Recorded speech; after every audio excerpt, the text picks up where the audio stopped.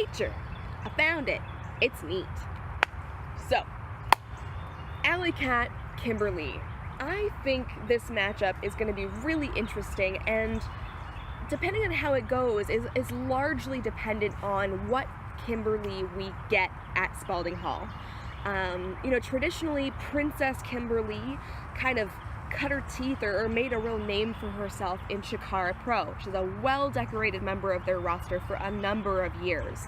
And, generally is still following that overarching path of, caring about the people or the animals, in this case, who are less fortunate or less able to defend themselves, that sort of thing. So we could see her coming in and being conflicted about whether or not she wants to fight this body cat.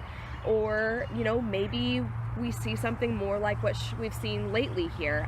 In the Mania weekend, we saw a darker Kimber Lee come out. Somebody who has openly discussed her frustrations and her hostility, honestly, towards the independent wrestling scene, feeling like she's not been really acknowledged or not appreciated enough for her contributions to the indie wrestling scene, especially to women's wrestling. If she comes in and doesn't take Allie Kat seriously, if she sees her as some kind of insult, as like the new kid on the block that's kind of pushing out her old guard, any number of things here, we could see a much darker side of Kimber Lee coming into Spalding Hall. And if she's feeding off the emotion and the energy of that Anarchy crowd, I don't know what to expect there. At the same time, though, I don't want Kimber Lee to come in and underestimate Allie Kat.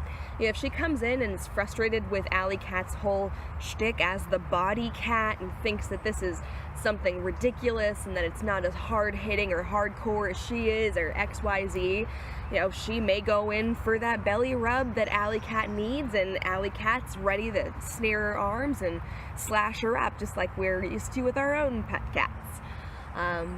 I think, too, Allie Kat's had a really banger breakout year so far in 2019. She was at the Young Lions Cup, got into the second round there.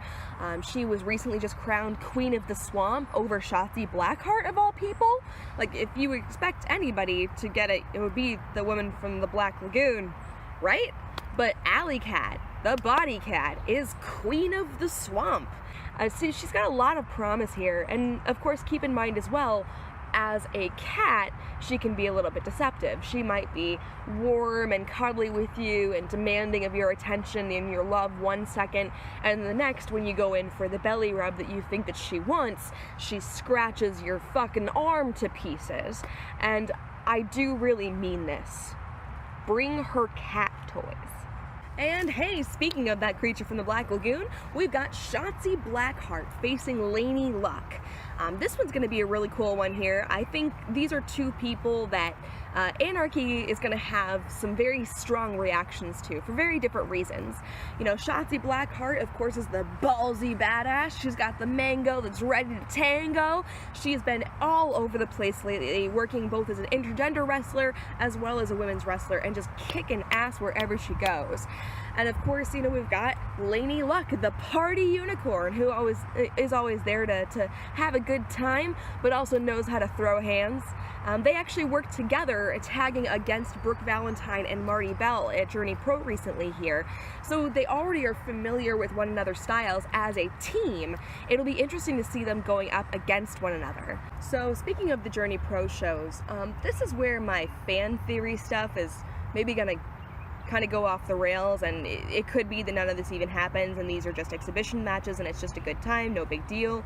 But I am curious about something, and I would like to see how it plays out at the show itself. So at Journey Pro's Space Age Love Song, of course, we had Shotzi Blackheart facing Marti Belle. Started out as, just a friendly banter amongst some friends. They knew each other from some other promotions they'd worked in the past. It was going to be just a good old-fashioned time. Turned into a no DQ match, which then turned into them taking shots at the bar, in between shaking shots at the bar. There was a cattle mutilation on the bar top. There was a suplex on the stage. It was a fucking mess in the best possible way. Like, it was fucking awesome. But, you know, we end up with the match. Shotzi gets the pin, has her arm in the air, we're all thanking everybody for coming out, and Kristen Rose comes in. And he and Marti team up and proceed to beat the shit out of Shotzi. Marti apparently has something to prove here.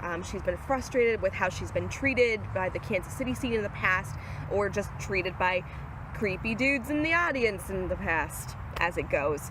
And so she's coming in with a lot of new brutality that she hasn't really felt like she was able to give out before, right? Now, Kristen also did an interference into the tag match where Shotzi and Laynie was partnered together against Marti and Brooke. So we have this history or this precedent of this involvement or these run-ins, these brutal beatdowns that are coming out of nowhere, right?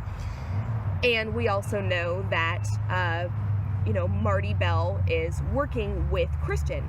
We know that Marti Belle is on this same show.